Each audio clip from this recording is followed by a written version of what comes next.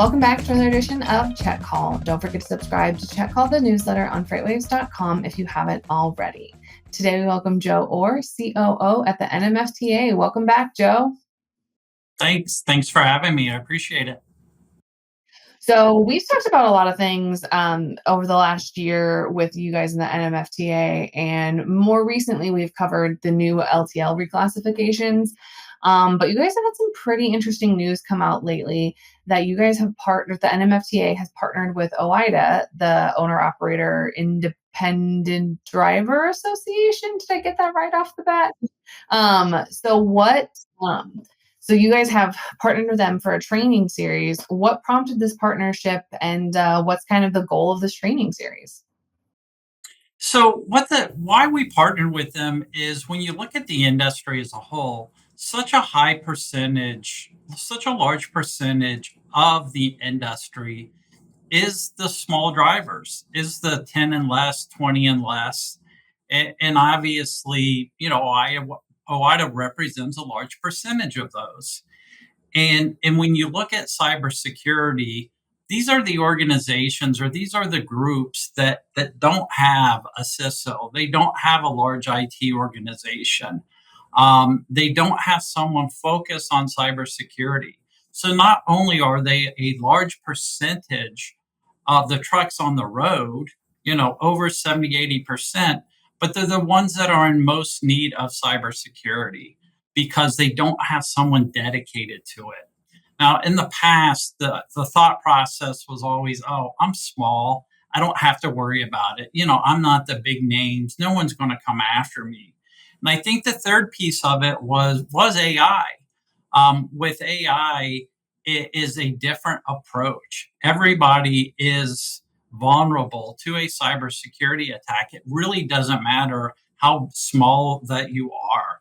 So I think it was really the combination. So when we rebuilt the cybersecurity team, we really thought about, okay, who's the most vulnerable and what do we have to do? And we really wanted to reach out to this smaller segment. And with that, we wanted to figure out, okay, what relationships should we form and how do we get that message out? And this relationship with OIDA is one of the ways to get this message out. So we wanted to partner with them to do this training series. I think that's a really good thing, like part of the industry that you guys honed in on, is because, we've all dealt with owner operators, or, oh, it's me and my buddy, or me and like maybe 10 trucks. Because that is a sizable part of the industry. That is, the people that keep things going. Not everyone can be a JB Hunt or a Werner with thousands of trucks and, all of this. You do have those. And like you were saying, if it's me and my friend Bob hauling trailers, we don't have a third guy that's also our IT guy. Like on a good day, we probably have a business Gmail, and that's like if we're being fancy. But yeah, I think that that's a great point, because a lot of those carriers, I guarantee if you said, oh, hey, like, do you have any sort of, like, do you have two-factor authentication set up on your email? Like, what kind of things are you doing to protect yourself? They'd probably go, I don't know, nothing. Yeah, and the other thing is that a lot of these drivers, I think that's another shift in the industry that we've seen, is a lot of them may drive for the bigger companies. And these bigger companies in the past, they had company drivers, but they may be going towards more having the owner operators. And that's a transition we've seen in the industry. And so where in the past the big companies, maybe they were training in cybersecurity, this is a group of people not really getting this training. So we just really saw it as a gap. And that also, I know, working with this group of people, you really have to look at when they have time, because it may be they're running the company, they're keeping track of the logs, they're changing, the oil, they're responsible for the maintenance, and they're working with a brother who's doing the IT work. So you really got to look at how you approach the training also. Yeah, because you can't say, okay, well, I need you to sit down for 4 hours and take this training, because that's like, I guarantee that if you tell someone that runs a trucking company of medium to small size, hey, can you carve out 4 hours in a day to do this training? They'll probably laugh at you and say, absolutely not. But if you have it in like a smaller, more manageable thing of, okay, well, I have 15 minutes here, 20 minutes here, that's a lot more achievable. And also, who really retains anything when they sit and listen to something for 4 hours? Like that just seems unnecessary. Exactly. Exactly. I do like that you guys have started offering this training because like we've said, the just as the or I guess as freight technology, gets better to improve and become more efficient, at the same time, those bad actors, those fraudsters, their technology is getting better. They're using AI. They're getting smarter with it. And so I guess that, like you were saying, everyone says, oh, well, it's not going to be me because it's just me and my buddy Bob over here. Like, no, they're not going to want us. But in the scheme of things, like those fraud and those bad actors probably don't care. And also, if you also work sometimes as an independent contractor for a large enterprise and something happens there, and then, maybe some of your information gets, I don't want to say like compromised, but it gets caught up, then suddenly you are a target. And it doesn't matter if, they can't extract 5 million from you like they can from an enterprise carrier. They can get a couple thousand and, it's still a good day at work for them. Yeah, and it's all a math formula. I mean, they look at, if they go after a big company, they go, it's a percent. If they go after a small owner operator, it's a percent. And then the other thing is, we're really focused on is the convergence when dealing with freight fraud. And so a lot of people think, oh, freight fraud is different than cybersecurity, but it's like the stepbrother. It's related, and so we're focusing a lot on freight fraud, and the operational security is also very important. So we're focused on processes that are followed when something is out of the norm, and a lot of time, you want to couple this with a good plan.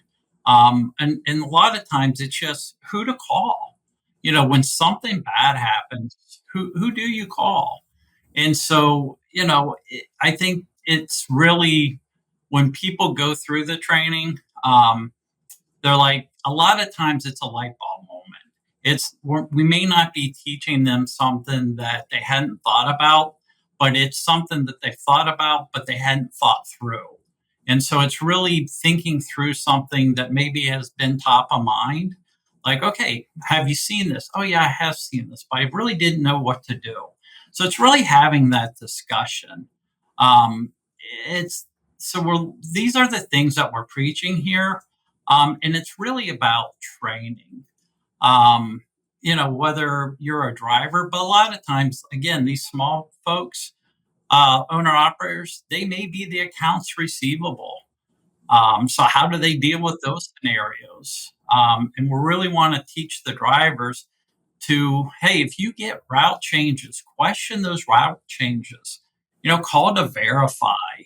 If you've been dealing with the same people over and over, and all of a sudden something seems unusual, you want to make sure you call to verify.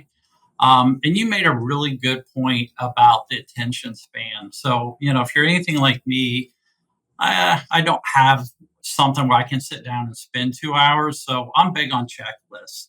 So we're also publishing a lot of things like that, like, vendor checklist, which is just something that maybe you have sitting in the truck and you like, oh, let me look at this. Let me see if NMFTA has addressed this in their vendor checklist. So we're starting to publish some, guidelines like that, just so people can follow. And maybe they don't go line by line, but as things come up, they reference that vendor checklist. That takes me back to one of the conversations we had a while ago, and that is, it's the plan. You want to plan for the worst, so that way when it happens, you kind of know what to do. And one of the things that you had mentioned in that is like, okay, if you walk into your office one day and you can't get into your email or you can't get into your computer because you've been ransomed or whatever, who do you call? How do you tell your shippers that this is happening? How do you tell your carriers that? What is your plan? Because if you can't access your email, if you can't access CRM, your TMS, anything like that, well, what's your plan? What do you do?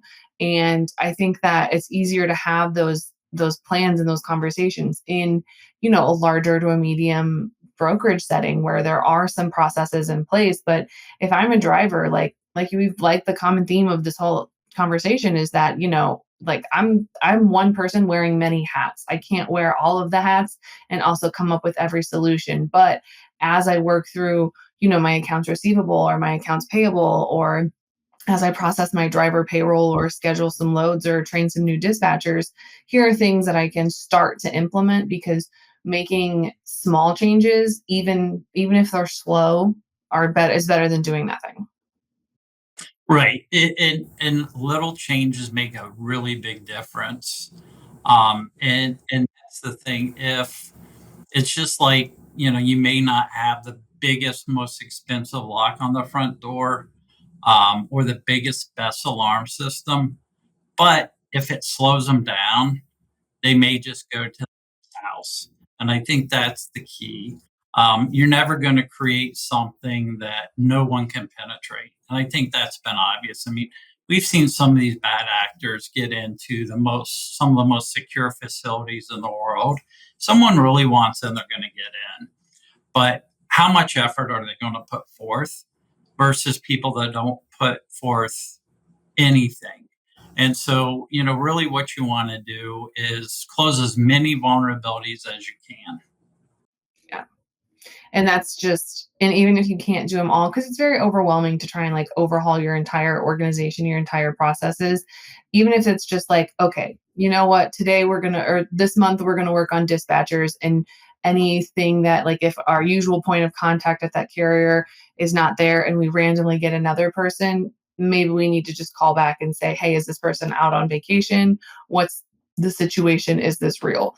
But kind of along those same lines, that you guys over at the NMFTA have really been digging into the cybersecurity research side of things, really kind of been, in my opinion, on the forefront of it. What are some of the like latest findings? What's the haps over there in cybersecurity world land? So what we've seen is a growing trend, against transportation companies. I think we saw that in the past with healthcare. Now we're seeing it with transportation, and like I mentioned before, it's especially the small to mid-sized carriers. The bad actors, I think, see them as low hanging fruit, because what they're doing is they're exploiting weak credentials. They're also exploiting unpatched software. Um, Again, a lot of these companies, they're moving fast. The margins are slow. They may not. They may be the person driving the truck doing the maintenance. They may not have a full time IT staff, so the software may not be patched. The infrastructure in general in the transportation industry may not be as up to date. We know we've got a lot of people still running older mainframes, older integration, and in general, sometimes some poor practices from a security perspective. We've also seen a rise in fraud. I mentioned I was just at a conference this week, and fraud is just out of control. Where the attackers pose as a legitimate carrier, or brokers to intercept the freight. And so the trend that NMFTA is focused on is a convergence of really physical and cyber risk, where the cyber vulnerabilities, whether it's GPS spoofing, which we've seen a rise in, or hacking, can lead to physical cargo theft or operational disruption. And again, it's not always about the money. Sometimes it's about the statement, where they can actually impact the movement of goods. And so those are the trends that we're seeing. Those are, I'm not gonna lie, those aren't the trends that I was hoping you'd come out with for fall. I was hoping maybe you'd sprinkle in some flannel in there somewhere, versus like, yeah, it's not gonna be a good time, just disruptions and chaos for all. Yeah, it really, again, the bad actors are getting smarter. So we've really got to figure out a way to get caught up. I think that I know this is wildly impractical because obviously, if you guys knew who the bad actors were, we would just kind of take care of them and take them down. But more importantly, I think that it would be funny, not funny, I think it would be unique to have the bad actor training of like, here's how to be worse so we can catch up and make it so that way you can stop like getting people. But distribution, I feel like, would be difficult there because I don't think that they would, I just don't see them really going to training sessions. Yeah, and it really is about training. And no one likes cybersecurity training for the most part. I know even when we do cybersecurity training, you got to get on people and say, hey, you're late, you're late, you're late. You have to tie it to goals, you have to tie it to assessment. In order for them to take it seriously, you really got to make it part. And really, what you're doing is it's not just training. You got to make it part of the culture.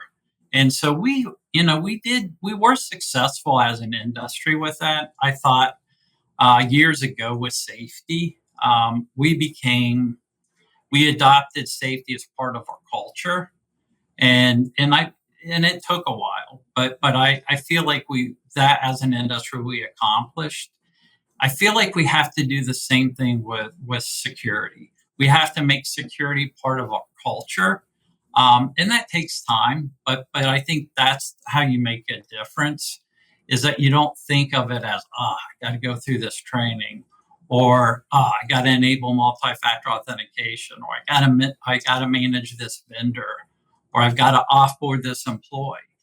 It just becomes part of your mindset. It's part of your culture. So it's just thinking about that as like we do safety.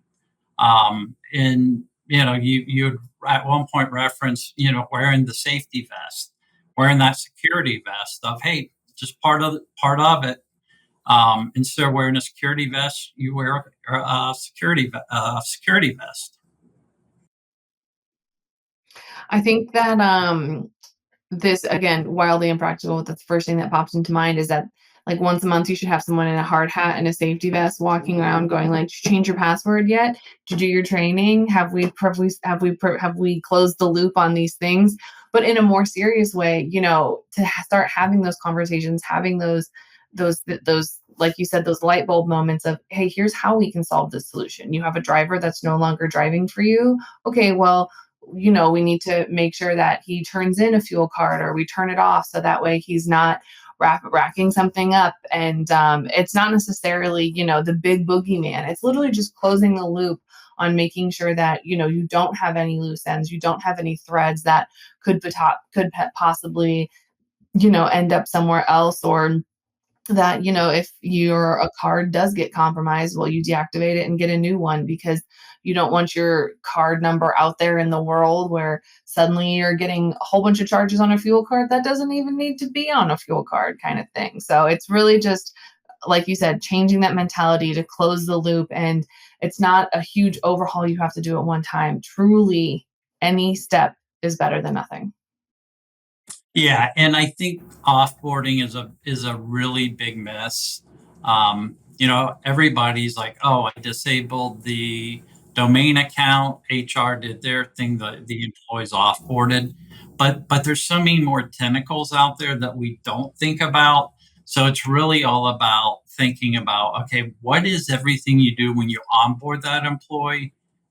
You got to undo it. And so, like you said, it's the fuel card, it's everything. It's the credentials, it's the login to the ELD.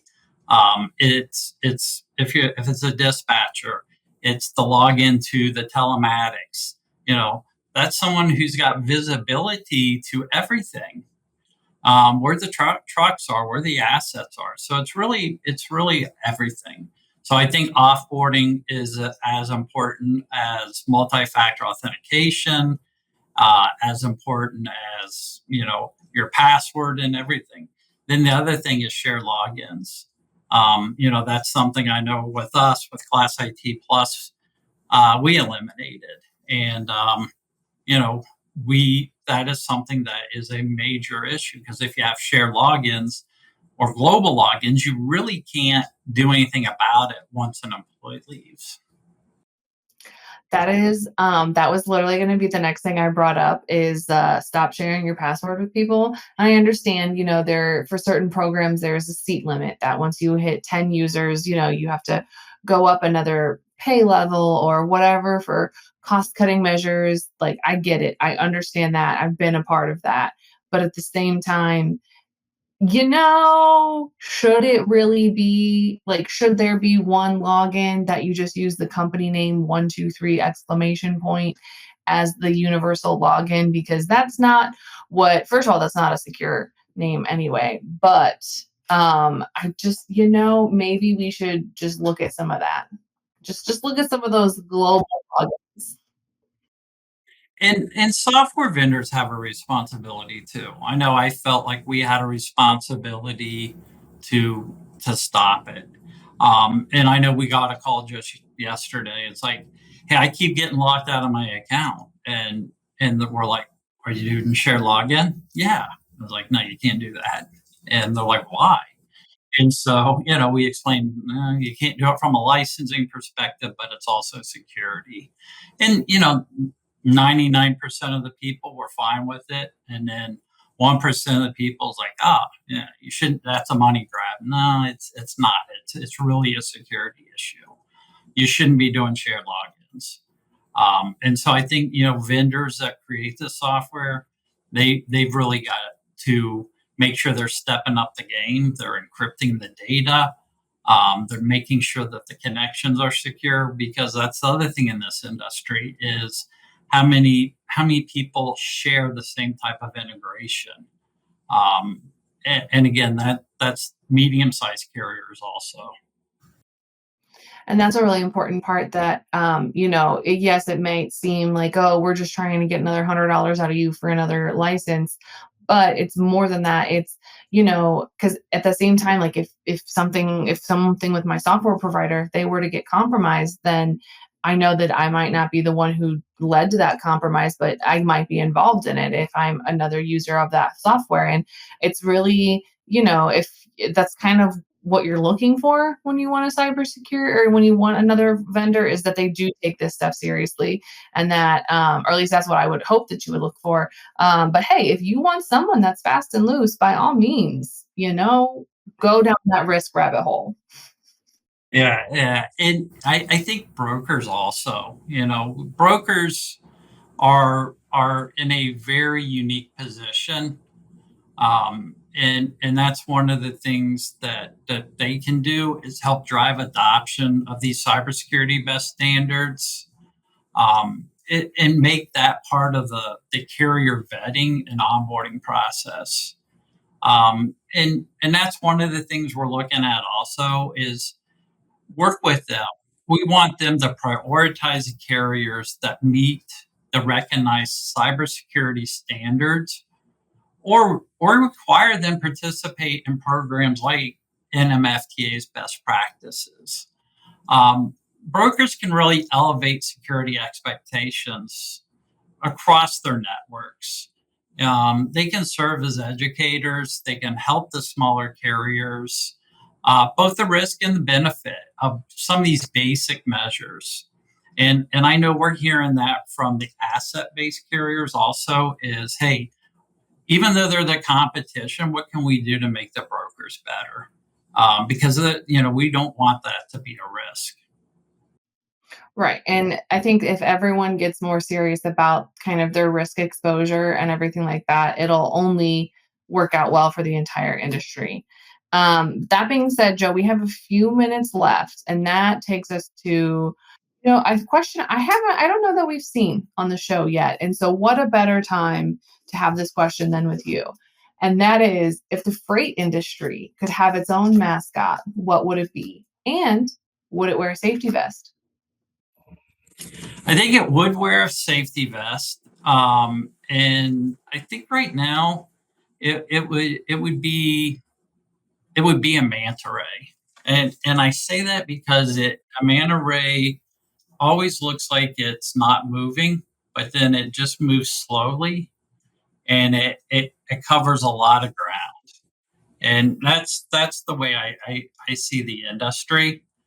And it really doesn't let anything get in its way, and it's huge. That is quite possibly the best description of a mascot ever, because like you said, like, looks like stuff's not going places, it looks like it's moving really slow, but in reality, you look around and look at all this stuff that the freight industry has done. Look at all these things it's delivered. Joe, that is, like, the best answer, I think, to any question ever. Well done, man. Thank you. Appreciate it. That is a manta ray. Oh my god, a little manta ray with a little hard hat and a safety vest. That's so cute. Yeah, and I've tried to chase those things and ended up way too deep. So that's why I know they swim much faster than what you think. So All right, Joe, if anyone has any questions about the training series with OIDA or anything that we've talked about today, or, what the cutest safety vest color for a manta ray is, where can they find you outside the show? you can find me on LinkedIn. You can also find a contact me at nmfta.org. You can see our leadership, but you can also see our entire cybersecurity team at nmfta.org. It talks about our conference, which is coming up in Austin at the end of the month of October. So please attend our conference. It's the only conference of its kind where we're going to talk about cybersecurity. We're going to talk about freight fraud and everything that we discussed today. I absolutely love that. Everybody needs to go get those tickets right now. And we will see you guys next time on the show. Thank you so much for joining us. Thank you. Appreciate it. You can find Check Call the Podcast anywhere you get your podcasts, like Apple Podcasts and Spotify. Need more? Nope, that's not how we end this show. Don't forget to check out all the other incredible FreightWaves shows, and don't forget to subscribe to the newsletter on freightwaves.com/checkcall. See you on the internet.